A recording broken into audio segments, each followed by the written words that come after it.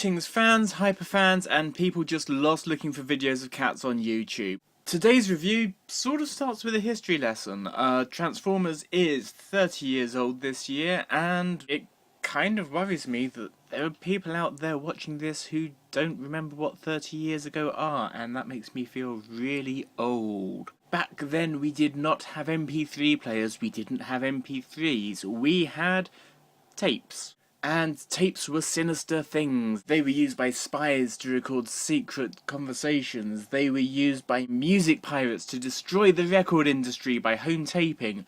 And of course, in the Transformers universe, they turned into the minions of the dastardly Soundwave, who, since the introduction of digital technology, hadn't really had a decent Earth mode, or even a Cybertron mode. If you play the computer games, he's a jet or a tank or God knows what.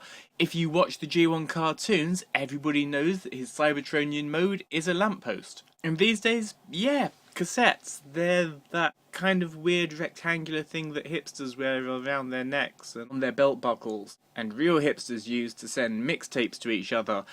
And even that's gonna kinda die out, because tape players give in and nobody's repairing them and nobody's making any more. We're gonna forget what they are. And when I have kids and I sit them down to watch Transformers, I'm gonna have to explain to them what cassettes are. But anyway, enough reminiscing. On to today's review. Again, what I'm showing you is not what I'm reviewing. What I'm reviewing is this little stack of oversized KO cassettes from Sir Toys. Now, oversized not because they're big for cassettes, because actually these are spot on perfect size for regular C60, C90 cassette tapes. They are oversized compared to the microcassettes that Soundwave originally shipped with and that the whole Diaclone Micromaster thing was based on. These cassettes are about a quarter of the size, but about the same width. So whilst they've been scaled up sort of in X and Y, just not in Z, or not in depth, they are a pretty flimsy plastic, but you get a big pack of 8 of those in a single purchase. Colour selection is pretty random, and I don't think that the camera's really picking up quite how lurid and 80s these cassettes are. But the good thing is that the guys at Sir Toys make sure that you don't get duplicates. Each of these is a different print design and a completely different transformation. So let's go through them one by one. So the first one, a MC90 Ultrasaurus Max, is one of my favourite ones. It's probably not going to show up so good on the white background, but it's got a little bit of automorphing, and as you take life and limb into hand to turn the head and tail round and push those down, you're actually getting its spikes sticking out the top, and with slightly more complexity than the Age of Extinction transforming dinosaurs, we have G1 Slugfest. Now, sculpting wise, he's actually quite nice and has most of the details that was on the G1 toy. Circuit board type design on the back of it. But immediately we kind of see the problem of scaling up these things in height and width, but not necessarily depth. Which is, they're incredibly flimsy, and they do blow over without too much effort. Next, we have MC90 Condor. And that kind of is going to give away quite who this one is. Transformation is going to be very familiar for anybody who's managed to pick up any of the Masterpiece cassettes.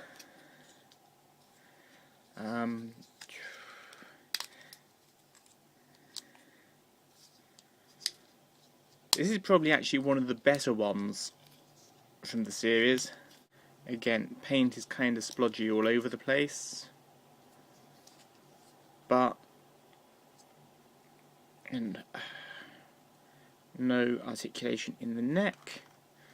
These stay flat rather than are hinged to stand up, but what we have there is an oversized and simplified version of Masterpiece Buzzsaw or Laserbeak, to make them absolutely identical. You would just not stand those up and leave the neck unbent. But here, that extra width and the extra height doesn't really detract from it. A little bit of gold paint and you've got a pretty nice figure. Again, it's the very cheap, flimsy shampoo bottle material.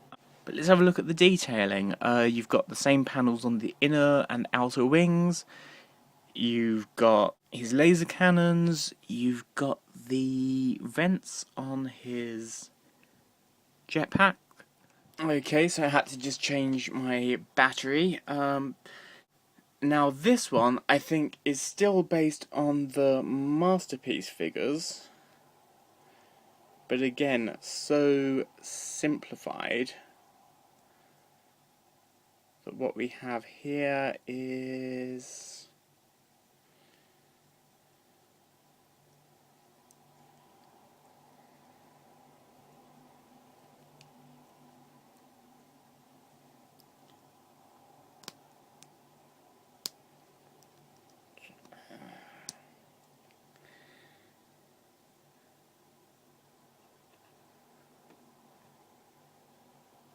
basically that sort of half transformed version. This one doesn't have the swivel at the neck, which would allow you to hide that massive gap. Doesn't have the additional hinges for straightening out the legs.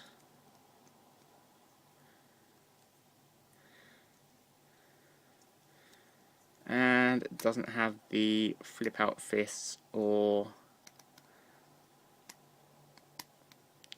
those extra hinges on the arm.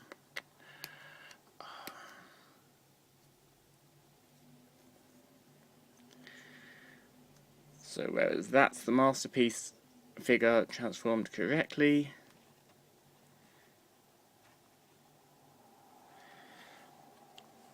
his knockoff brother is kind of rubbish in comparison.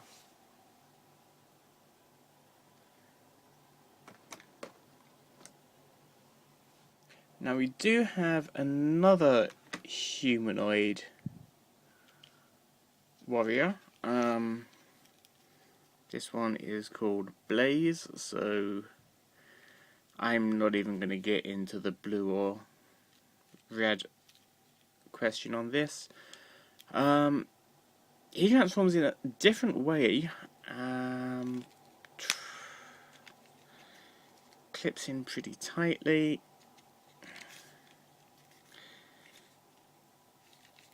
This, I believe, is based on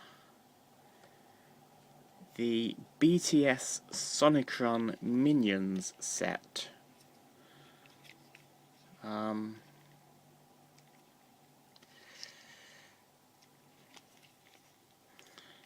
Very floppy legs.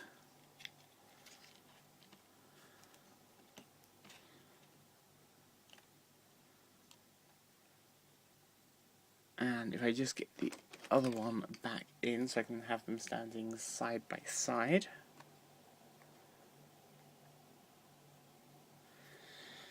And just adjust the camera up to show the height difference.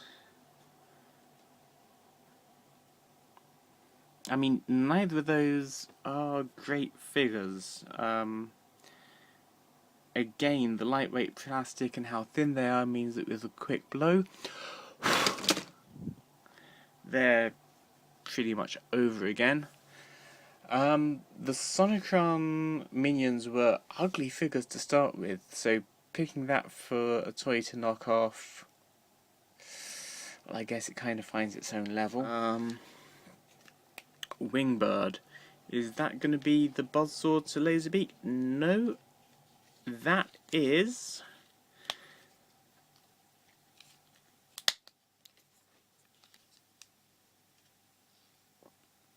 going to be a G1 style Rat Bat. Now again, his upscaling makes him look a little bit cooler. He's got a lot of freshly sculpted detail in the wings that's got absolutely nothing to do with the original. He actually stands up better than the G1 toy. Doesn't come with his satellite dishes.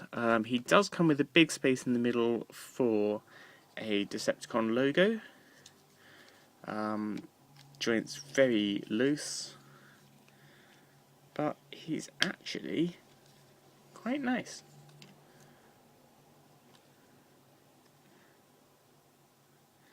For a neon green knockoff Transformer bat. We've got a couple of Autobot cassettes in here. Now they really do suffer from being that thin.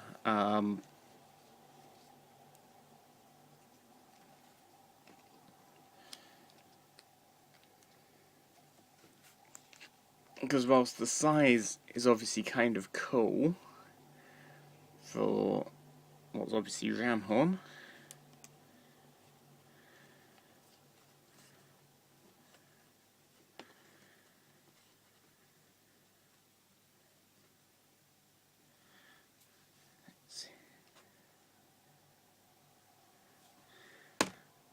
yeah, same problem as Slugfest. Having absolutely no width to it means he's just going to be falling over. I guess you can kind of paint these up and stick them to the back of a display. Very similar problem with, let's see, what does this cassette say? Power Lion King. That's going to kind of obviously be...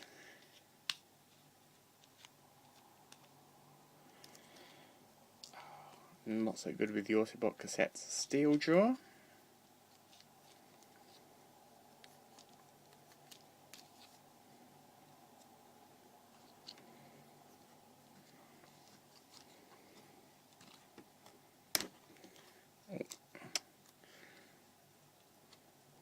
And all of these are just sort of friction pegs in, so they do tend to fall apart.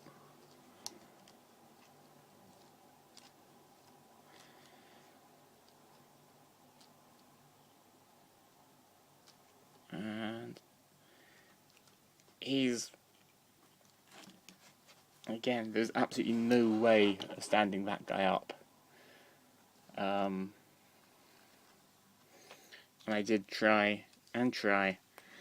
I mean, he's got a nice silhouette, but that width to having those very fiddly legs, he's just not going to find any point of balance. Let's see. Wild Wolf is, again, probably based at least partially on the Masterpiece design.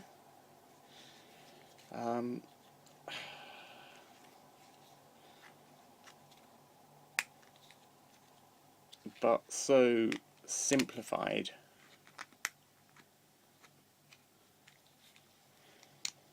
as to make it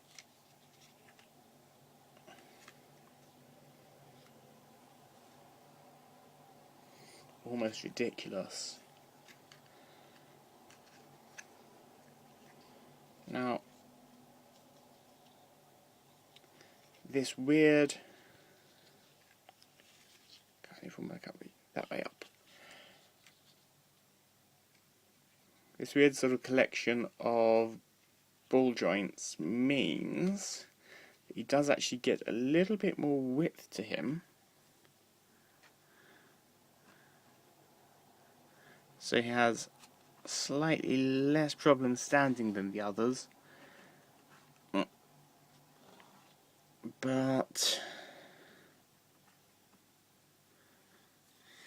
he's also kind of the most shapeless.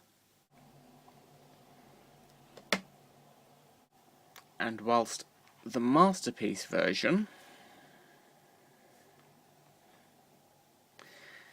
has very articulated legs and that bend in the middle that gives it a little bit more of a feline curve, his big brother, I don't know,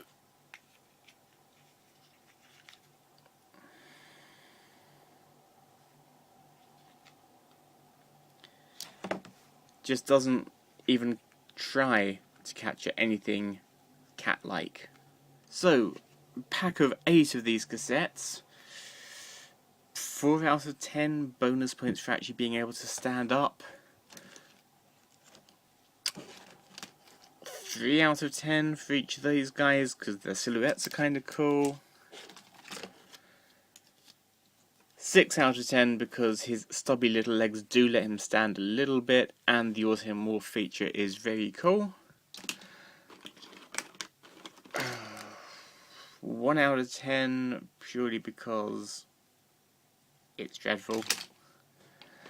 And 0 out of 10 for being a dreadful figure based on a dreadful figure.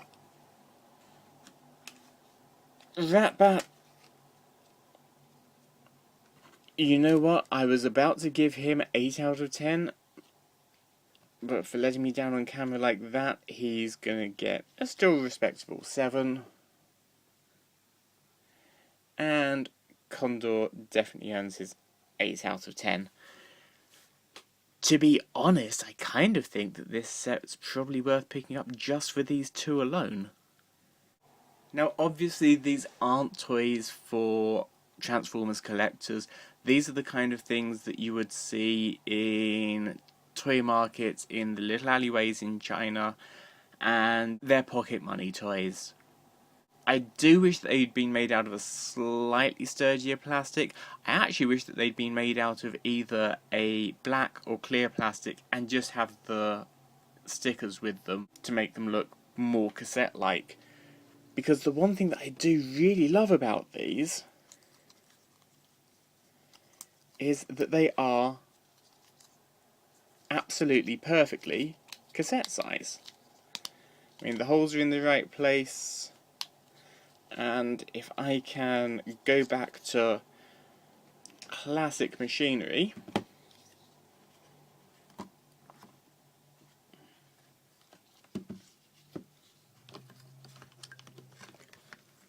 this will actually slide in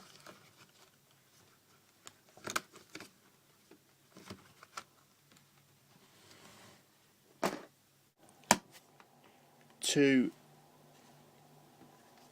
a cassette recorder. So that's the KO cassette collection from Sir Toys. Thanks to them for sending them over to me from China. Thank you to you for watching, and remember, if you're not opening them up, you're not a toy collector, you're a box collector. Like the video, subscribe to the channel, and I'll leave you with the answer to one question. If you put a Transformer knockoff cassette into a cassette recorder and press play, what do you get?